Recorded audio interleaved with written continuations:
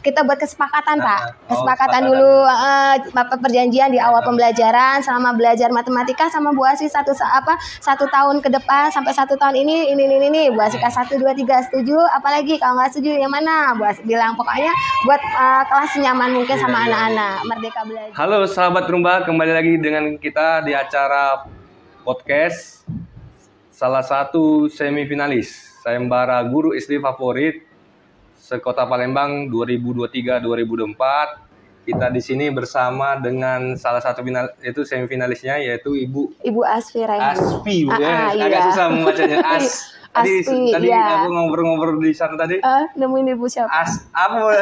Asfi kata teman tadi. Asfi Raihannu. Jadi sahabat Rumba, kita bertemu dengan Bu Asfi Raihannu. Panggilannya Bu Asfi, Bu. Iya, benar. Jadi selamat pagi Bu, apa kabarnya Bu? Sehat, alhamdulillah. Iya Pak. Hari ini aktivitasnya kemana Bu? Hari ini selain nanti siang ngajar, saya padat merayap Om.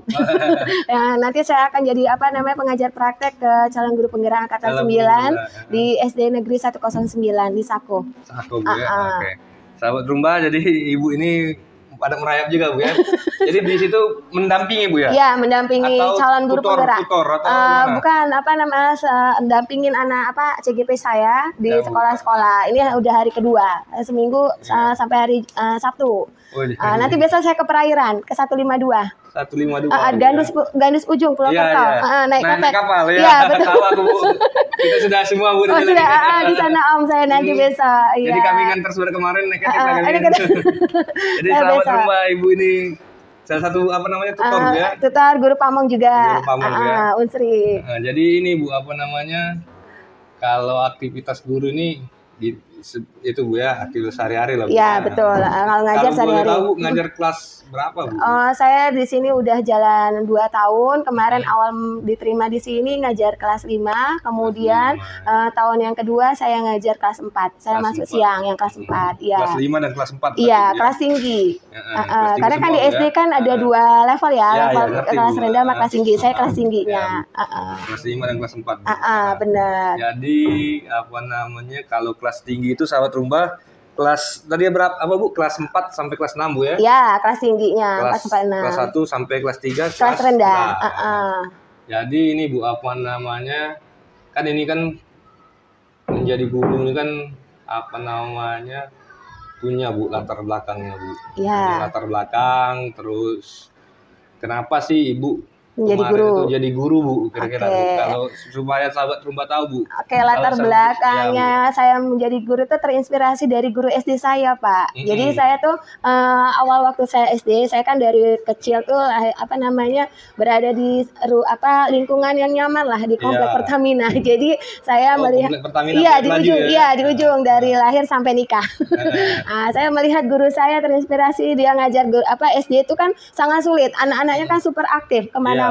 Jadi dia tuh dengan sabar mengajari baca, nulis, berhitung kayak gitu kan, sampai anak itu bisa bisa baca, berhitung walaupun dengan terbata-bata, perlu ekstra kesabaran kalau untuk anak SD. Walaupun anak itu belum bisa, masih tetap diajari seperti itu dengan kesabaran guru-guru SD saya. Jadi saya tuh terinspirasi, teringat dengan jasa-jasa guru saya, karena mohon maaf orang tua saya itu kan dua-duanya kerja Pak. Kemarin kan di Pertamina kan BUMN kan full banget kan, sibuk banget. Jadi saya tuh diserahkan orang tua saya sama guru. Jadi dititipin. Jadi saya baca, nulis, berhitung itu sama guru saya di SD. Nanti pas ketika pulang, nanti misalnya saya diajak jalan-jalan sama orang tua saya sepanjang keluar dari komplek itu Pak, pergi ke Palembang kan orang kota ya. Balik lagi Kalau bahasa zaman kota ke kota.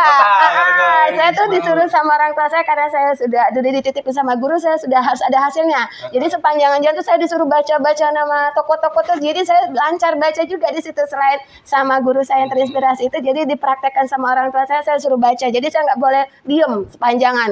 Nanti pulang lagi baca lagi keliling kan.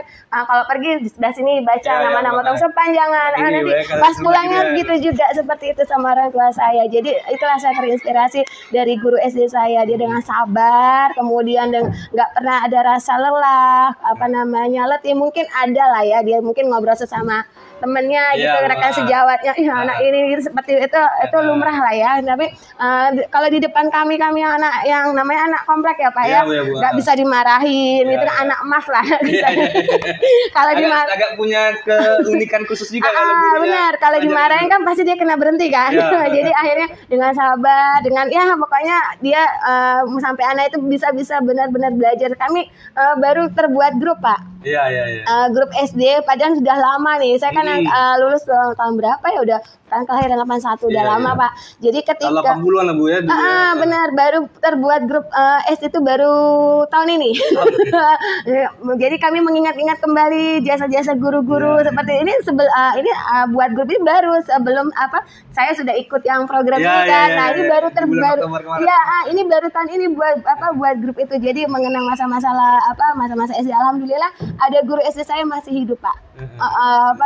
Pak Rahmat, dia guru bahasa Indonesia. Nah, itulah saya terinspirasi dari beliau. Dia sangat ramah, walaupun ya marah ya biasa lah ya, Iya, Pak. iya. Seperti itu latar belakangnya. Kalau zaman dahulu tuh ya biasa lah dinamika Iya,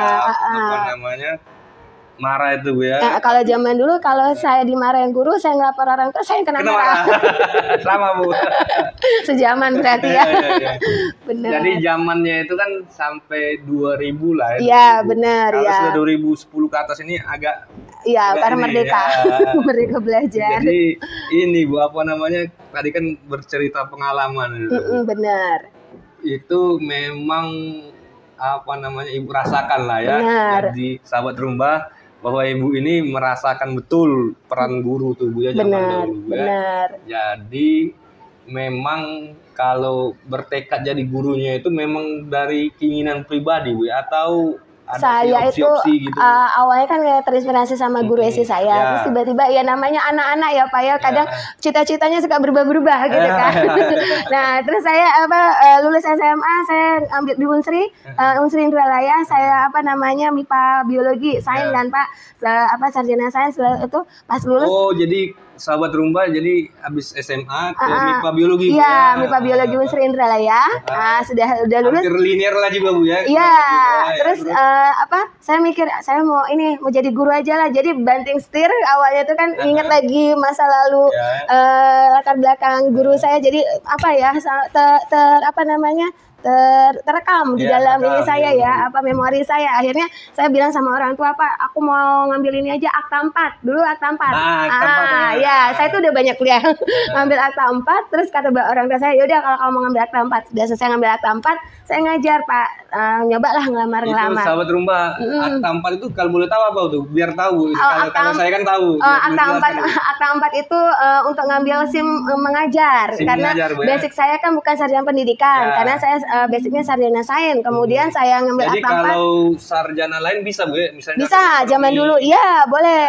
Itu sahabat rumba. Boleh, itu zaman dulu dari Jadi Unsri. untuk menambahkan, kan? Ya, program Unsri sudah cuma 1 tahun. Kemudian saya lulus, saya ngelamar ke negeri-negeri, ternyata banyak yang nggak nerima saya. Ya. Bapak tahu sendiri kan Ya, kalau ya, belajar di dinamikanya negeri, lah, Bu, ya. dinamikanya seperti itu. Oke lah, saya tercambuk, saya akhirnya ngelamar di Harapan Mulia, Pak. Harapan Mulia itu Di kalau Kambang Iwa. Kambang Iwa. Sahabat rumba, Harapan Ya, Mulia. saya ngajar di Harapan Mulia selama 13 tahun saya di sana.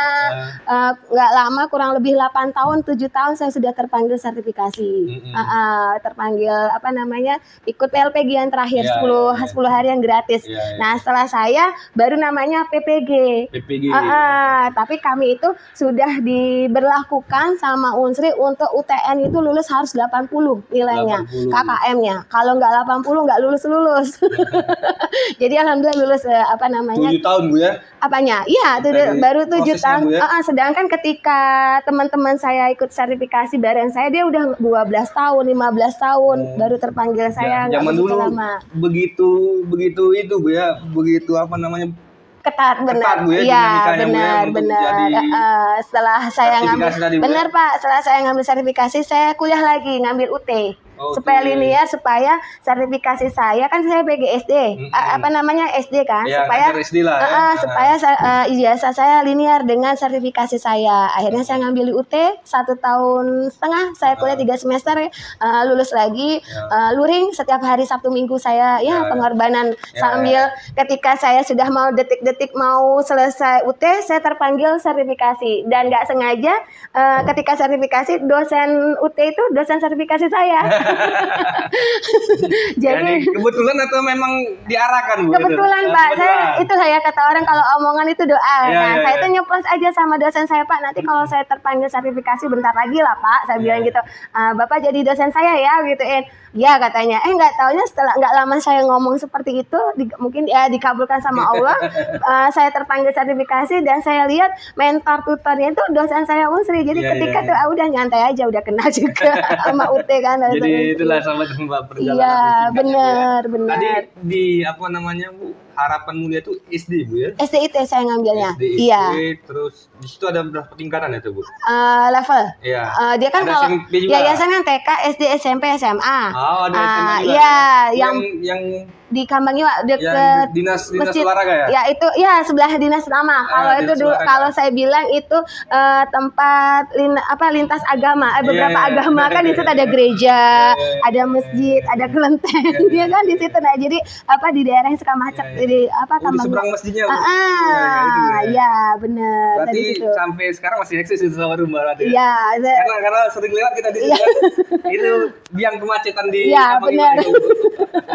Benar jadi Pak. 7 tahun tadi Bu ya di sertifikasinya 7 tahun, cuma bukan, saya di harapan mulianya 13 tahun. 13 tahun. Iya, benar. 13 tahun itu ngajar SD Bu ya? Iya, saya ngajar SD. Berawal dari ngajar SD di situ, jadi Ibu bertekad ngambil sertifikasi tadi Bu ya? Iya, karena kan syarat sertifikasi itu kita nggak boleh pindah-pindah tempat ngajar Pak. Syaratnya gitu. Harus nggak boleh putus. Jadi saya di Harapan Mulia karena saya berjuang untuk sertifikasi itu dulu. Saya ini orangnya sersan Pak, serius, santai tapi pasti. Iya. Kan? Ada target-targetnya. Iya, saya slow tapi saya pikirkan otak ini jalan terus. Kalau di swasta tuh otak ini jalan terus dipakai seperti itu. Terus tadi 13 tahun. Iya, 13 tahun. Ikut P3 apa? Ikut P3K. Saya urutan pertama, peringkat pertama. Iya. P3K tahap 2 saya, Pak. Tahap 2 ya. Kan kalau P3K kan tahap 1 2 3.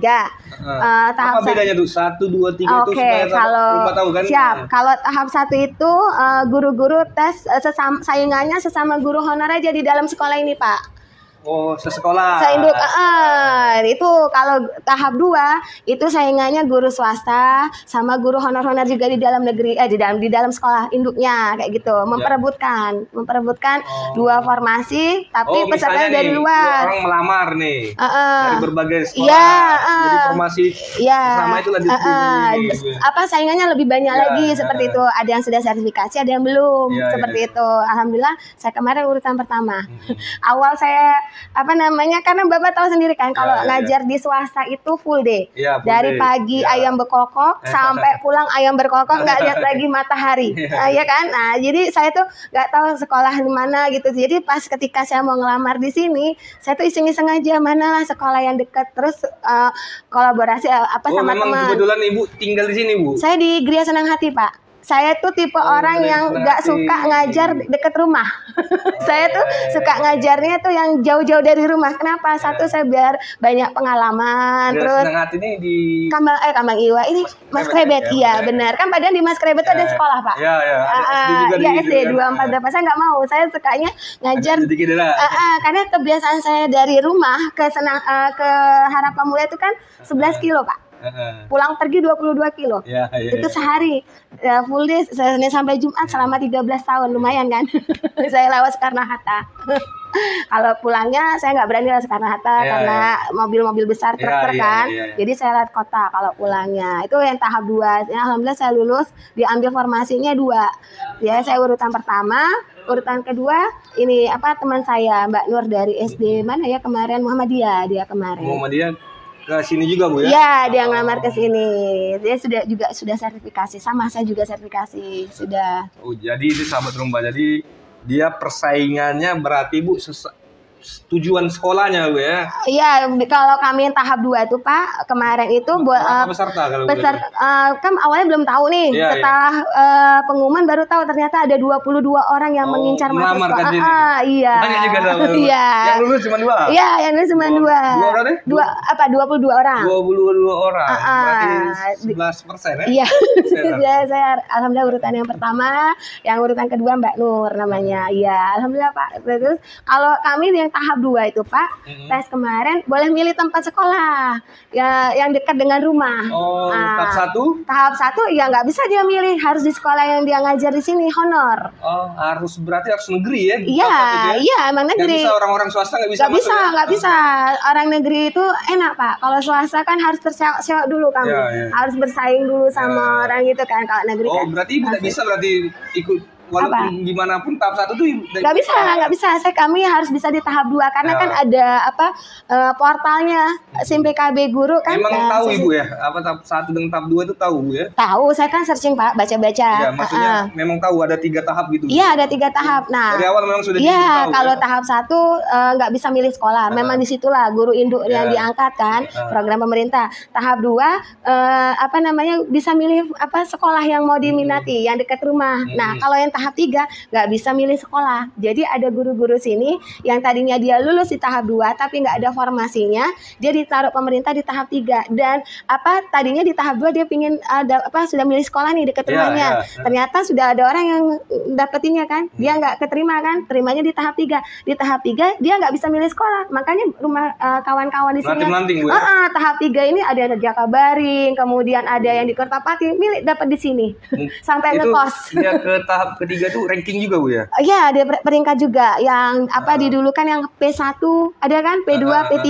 Nah, kalau P1 tuh memang dia pure murni lulus tes. Kalau P2, P3 itu yang honor-honor seperti itu. Iya. Betul. Supaya kita lebih mendalam ini Bu ya. Iya, boleh. Jadi tadi kan kami beberapa diskusi, ini kan belum mendalam tuh Bu. Iya. Dipikir-pikir bagus juga ini diskusi ini kan. Boleh. Sebagai pengetahuan sahabat Tumba kan Bu. Benar sahabat Tumba tahu rupanya ada 1, 2, 3 Bu ya. Iya, benar ada tahap 1, 2, 3. 13 tahun ini baru jalan 2 tahun di negeri. Iya, lebih dikit ya. Iya, udah 2 tahun Pak Maret ini. Oh, sudah 2 tahun. Iya. Ini sudah saya 2002 lulus 2021 tapi masuknya 2022. Setahun kan 2023, 2024 ya udah 2 tahun. Iya. Saya juga lagi nunggu nih Pak bakal calon kepala sekolah. Amin. Di PMM tapi karena status saya P3K jadi nggak susah Pak. Nggak bisa. Ini alhamdulillah kemarin ada aturan baru dari Pak Kasiman, Dokter Kasiman. Dirjen yang itu apa tuh Pak Kasiman tuh? Dia kalau nggak salah itu bagian di Jakarta GTK. Kemendikbud. Kementerian Pak. Dia bilang tahu. Iya, benar dari kementerian dia bilang seperti ini akan dibuka pengawas sekolah untuk P3K, ASN P3K yang mau melamar jadi pengawas dengan syarat sudah punya sertifikat guru penggerak. Nah, alhamdulillah saya sudah punya sertifikat guru penggerak. Jadi lama dari gue. Iya. Angkatan 1 Angkatan kalau COVID. itu perintis. Iya, benar. Pionir, kami memang benar-benar pure belajar. Cuma 5 angkatan 1 itu Pak guru penggerak hanya kota Palembang Pak. Nggak ada kabupaten kota Palembang, nggak ada. Di Sumsel? Iya, kota aja hanya ada 51 atau 52 guru. Oh, di kota Palembang. Iya, kota Palembang. Terpilih atau memang diususkan dulu? Tesnya susah Pak, tesnya bertahap. Tahap pertama kami suruh isi esai. Esai itu Pak dikasih waktu cuma 2,5 jam. 2,5 jam 20 soal. Enak kalau 20 soal nomor 1, nomor 2. Ini enggak Pak, soal nomor 1 A, B, C, D. Kalau nggak bisa belum selesai nggak boleh yang kedua. Bayangin 2,5 jam. Ada anak-anaknya lagi. Iya, benar Pak, benar. Sudah lulus lulus lanjut tahap 2. Kalau misalnya tahap 1 nggak lulus nggak bisa tahap 2. Nah, tahap 2 tes nggak lulus. Nggak lulus, coba lagi lain waktu. Iya, bukaan yang berikutnya yang ada kota Palembang. Tahap 1 lagi. Iya, enggak tahap berapa yang dia terima ada bukaan berapa. Nah, terus kalau misalnya tahap 2 lulus Pak, kami lanjut tahap 3 mikro. Nah, misalnya nggak lulus nih Bu, contoh. Nggak lulus ya. Dia tahap 1 misalnya nggak lulus. Nggak lulus tahap 1. Misalnya coba lagi tahun depan lagi. Iya, coba lagi. Kota Palembang, yang ada kota Palembangnya. Iya, tahap 1 lagi. Iya, enggak tahap 1 maksudnya angkatan berapa? Kami kan angkatan 1, misalnya ada di Palembang angkatan 4, dia nyoba di angkatan 4, kayak gitu. Nah, lulus tahap 3, tes lagi wawancara. Itu wawancara 2 orang asesor yang kita nggak kenal, ditanya 2 jam, 1 jam, digempur-gempur pertanyaan seperti itu. Alhamdulillah pengumuman se-Indonesia tahap 1 itu dari 20.000 tinggal 2.000. 20.000 guys. Tinggal 2.000 iya. 10 orang. Benar. 1 orang itu. Iya benar Pak. Tapi nah angkatan 4, 5, 4, 7, 8 kesininya baru ada untuk kota Palembang dan 17 kota kabupaten. Iya, kalau kami angkatan 1 pure untuk kota Palembang toh. Jadi nggak susah kalau angkatan kesini-sininya. Jadi Bu, misalnya dulu tahap 1 nih. Ikut tahap 2 berarti Bu ya? Iya, lanjut tahap 2 tesnya seperti itu. Kalau misalnya aku nggak lulus tahap 1 nggak boleh tahap 2. Nah, kesini-sininya Pak, ngisi esai mudah 5 soal. Nah, lihat dulu pertanyaannya apa. Besok aja lanjut lagi. Kalau kami nggak bisa. Langsung ada 2 jam setengah. Iya, 2 jam setengah. Habis timer itu habis tertutup langsung. Iya, benar. Nggak bisa. Ini CPNS Bu ya? Iya, sampai ngisi esai.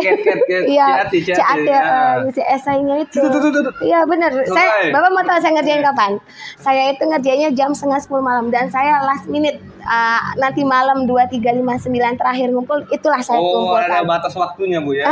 Karena saya kan di swasta kemarin Pak. Mohon maaf. Ya, waktunya ya. Kalau dulu kan karena kami angkatan pertama itu kepala sekolahnya tuh belum ngerti apa itu guru penggerak, apa itu. Jadi saya jelasin masih dia nggak percaya, dia marah 4 mata sama saya. Iya ya Bu Aspi, belum gitu ya. Saya di ini ya, udah akhirnya ya udah bilang nggak apa-apa Bu. Udah akhirnya tanda tangan. Alhamdulillah.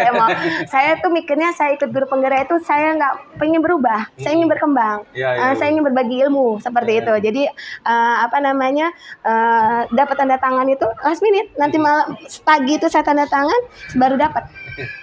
Pulang ke rumah. Perjuangannya Bu ya? Iya, pulang ke rumah 9:30 malam baru saya kerjain. Bayangin 2 jam setengah. Terus ini Bu, apa namanya tadi kan ini sudah 2 tahun ini Bu. Iya, benar. Perbedaannya sangat jelas banget dari sarana prasarana, terus pola pikir. Teknik mengajarnya Bu? Praktek mengajar. Ya, SDM-nya. SDM-nya kalau di swasta kan ada CCTV di kelas, lengkap fasilitasnya. Kalau di negeri kesadaran diri sendiri, tanggung jawab kita. SDM-nya itu kemampuan apa namanya? IT-nya bagus. Bukan untuk ininya Bu. Apanya? Siswanya Bu. Maksudnya ke siswa ngajarnya. Siswa menanggapnya Bu.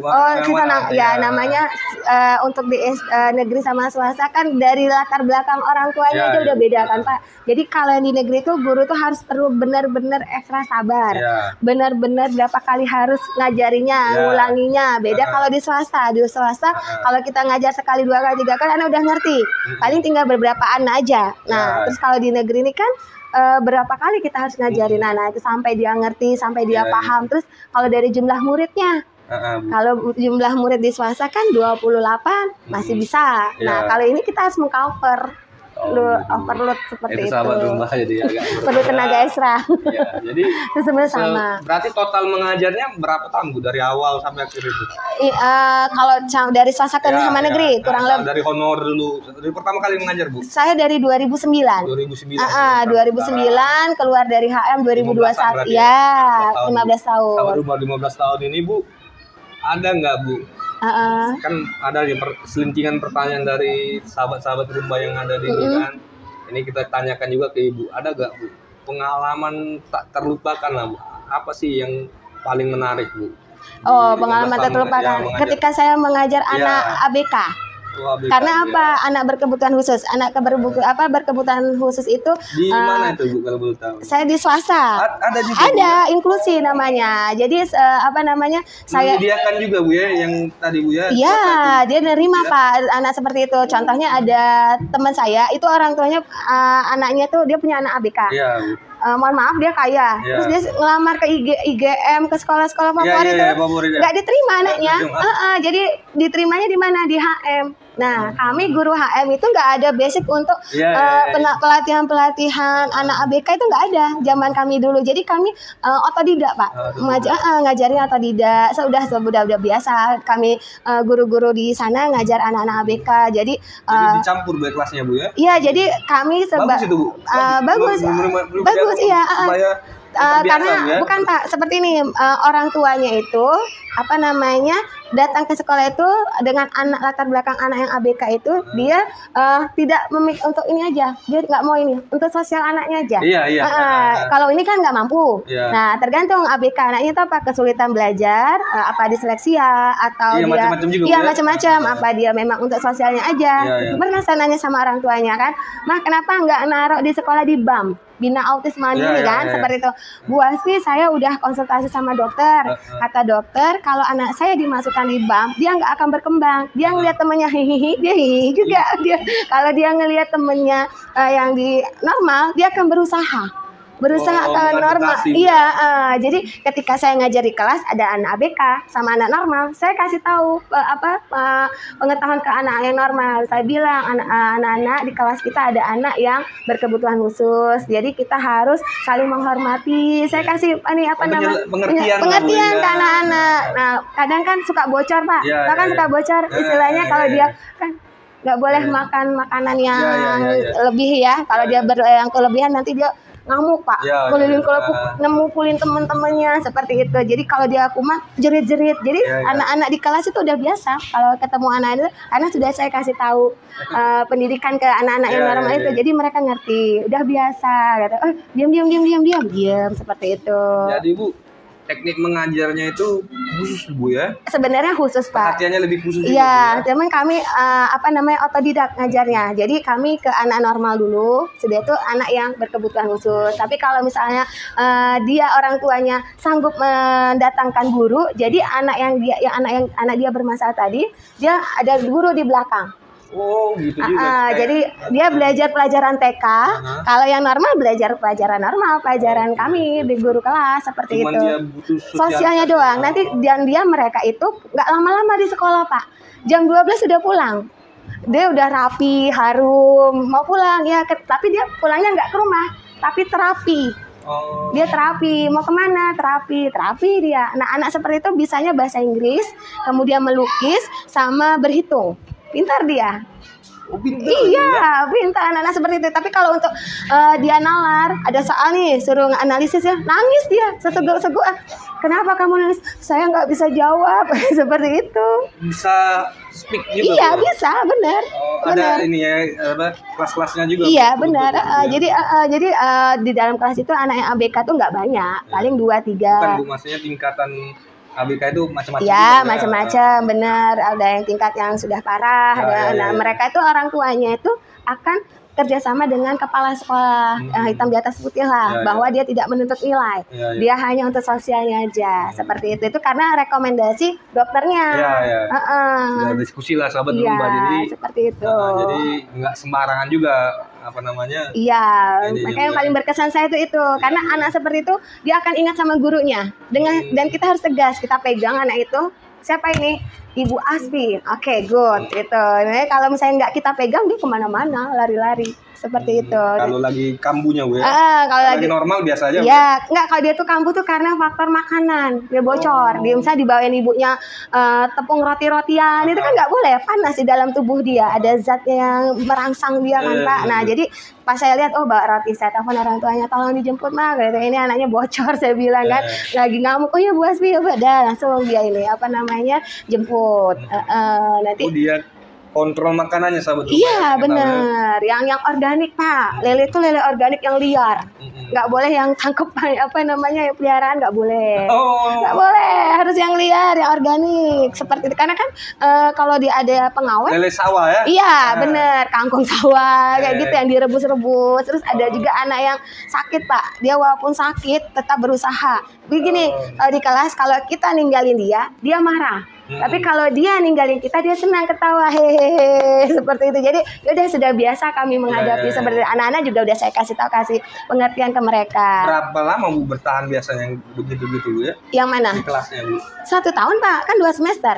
Oh tetap Iya. masih ini juga. Dia dapat bagi rapot juga, anak bawang seperti itu. Anak seperti itu tadi pintar bahasa Inggris, pintar matematika, gambar, dan anak itu jangan diganggu. Kalau diganggu dia ngamuk. Iya.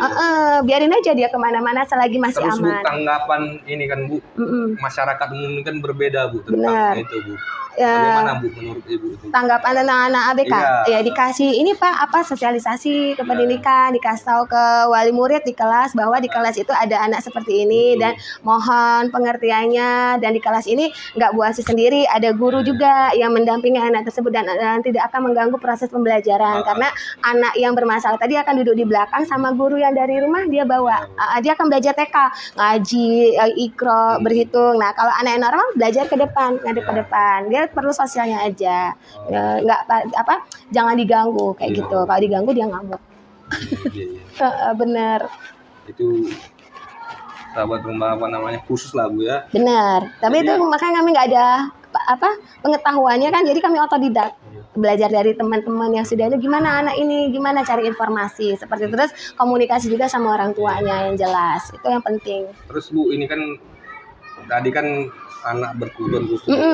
Bagaimana Bu menanggapi anak-anak yang memiliki kemampuan aktif lah Bu ya bahasanya Bu. Hiperaktif. Di kelas lincah bener kan. Kita salurkan Pak. Biasanya aku salurin ke bakatnya. Misalnya dia ada ekskul apa, saya bilang kamu cocoknya ekskul ini ya. Kenapa Bu? Kan kamu kan aktif, gak bisa diam. Kamu nanti kalau ikut ini bisa. Kalau di kelas Bu gimana Bu untuk ngontrolnya Bu? Kontrol di kelas kita buat kesepakatan Pak. Kesepakatan dulu, perjanjian di awal pembelajaran selama belajar matematika sama Bu Asi 1 tahun ke depan sampai 1 tahun ini Bu Asi 1, 2, 3 setuju. Apalagi kalau nggak setuju yang mana? Bu Asi bilang pokoknya buat kelas nyaman mungkin sama anak-anak, merdeka belajar seperti itu. Anak nyaman, aman di dalam kelas seperti itu. Kita kasih perhatian lebih ke anak. Terus kalau itu kan tadi aktif tuh Bu, ada yang pendiam Bu. Pendiam saya suruh terus Pak, saya suruh terus ke depan. Pokoknya setiap anak saya harus giliran dapat semua ke depan, harus berani. Begitu, ya? Iya, kan malu-malu nggak dapat nilai Bu Asi bilang. Akhirnya dia berani. Suaranya kerasin, Bu Asi nggak kedengeran, nggak ada nilai. Dah dikerasin. Besok-besok padahal seperti mereka itu punya kemampuan juga. Iya, dari situ kan kita bisa lihat potensi.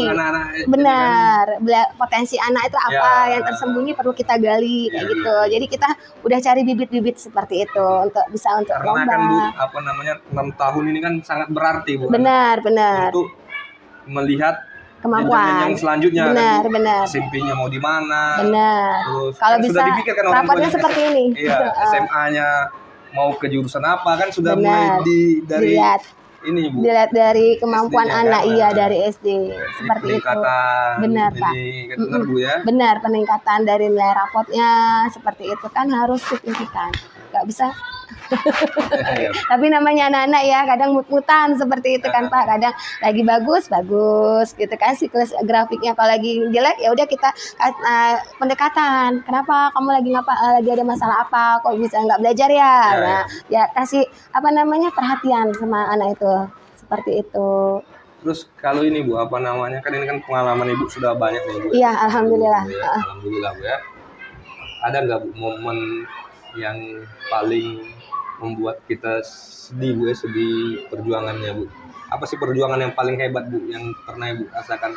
Perjuangan kan ada ini. Perjuangan sih biasa ya Pak, misalnya ada dilema lah ya. Misalnya kita udah berusaha nih ngajarin anak nih di kelas seperti itu, tapi nanti ada aja cibiran wali murid seperti itu kan yang nggak nerima seperti itu. Ya kalau nggak nerima ya datang ke kelas ngomong sama Bu Asi langsung seperti itu. Ini nggak biasanya langsung nembak ke yayasan.